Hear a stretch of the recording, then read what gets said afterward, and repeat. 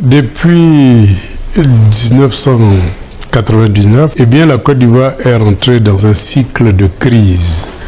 On a connu la crise de 2000, on a connu la crise de 2002, celle de 2004, celle de 2010-2011 et on a connu sous la gouvernance du président Alassane Ouattara plusieurs déguerpis, plusieurs expulsions et toutes ces victimes-là jusque-là n'ont pas connu une véritable réparation.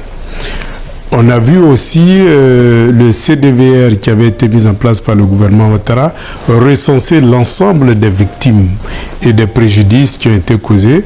Bourreaux et victimes sont connus, mais la relève institutionnelle n'a pas été faite pour un meilleur suivi de la réparation des victimes et aussi du pardon nécessaire pour que les Ivoiriens puissent mieux se faire confiance, parce qu'aujourd'hui, par absence de réconciliation, la méfiance s'est installée progressivement chez l'ensemble des citoyens ivoiriens, à telle enseigne que rendre visite même est souvent considéré comme dangereux. Et donc, il faut éviter que cette situation-là perdure pour ne pas déchirer complètement le tissu national. J'ai visité le Rwanda où il y a eu une crise similaire très forte. J'ai visité aussi l'Afrique du Sud où il y a eu une crise similaire très forte, mais par une justice transitionnelle, les citoyens de ces différents pays-là ont réussi à se réconcilier, se parlent et vivent ensemble. Nous devons aller vers cette option-là.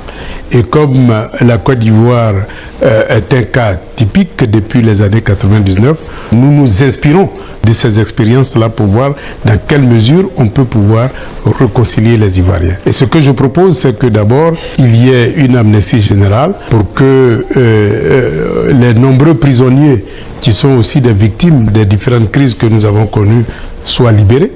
Mais en plus de cette libération, il faut apaiser l'ensemble des cœurs en rétablissant les droits civils et politiques de l'ensemble des personnalités politiques qui ont été exclues indûment de la vie politique.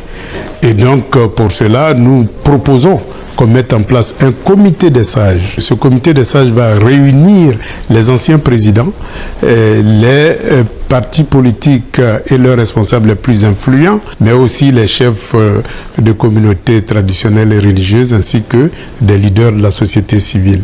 Eh bien, ce comité-là que nous avons appelé dans notre programme le Conseil des sages va permettre donc d'une manière consensuelle d'engager le processus de réparation qui est nécessaire et en même temps d'engager le processus de pardon nécessaire et permettre à la Côte d'Ivoire de se retrouver et donc de bâtir la Côte d'Ivoire de la vraie fraternité.